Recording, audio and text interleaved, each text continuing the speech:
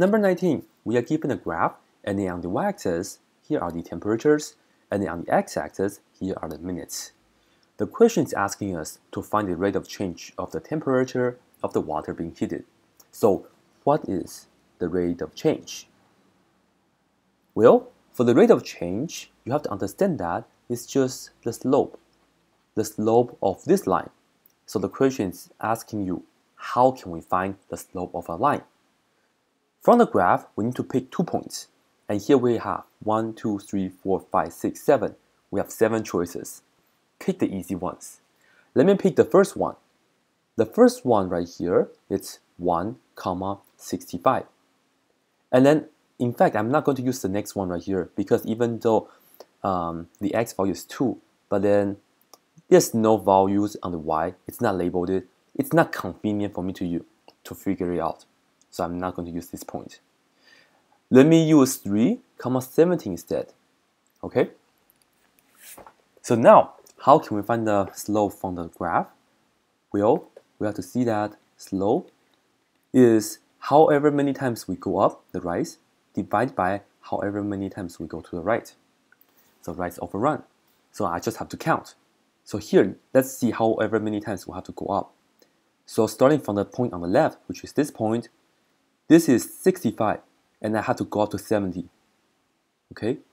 So from 65, I have to go up to 70. This is 5 times. Okay? Be careful with the scales.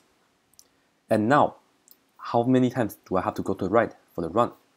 Here is 1, here's 2, here's 3. So I have to go to the right twice. From 1, 2, 3. So you go to the right twice. Okay, so the rise is 5 over the run is I move to the right twice, just like this. So the slope, the rate of change is just 5 over 2. And this is the same thing as saying 2.5. After you divide 5, divide by 2, do that.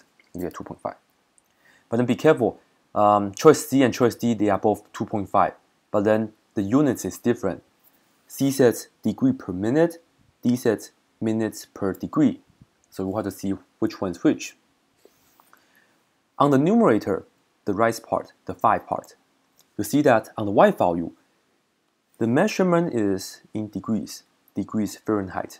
So when you are saying 5, it means 5 degrees Fahrenheit. And then on the x values, okay, it's a minutes. So this is the 2 minutes because you go from 1 minute to 3 minutes. So the time interval is 2 minutes. Okay, let me just spell out the whole thing. Okay. So 5 over 2 is 2.5, and then this is the same thing as degree divided by minutes. In another word, it's degree per minute.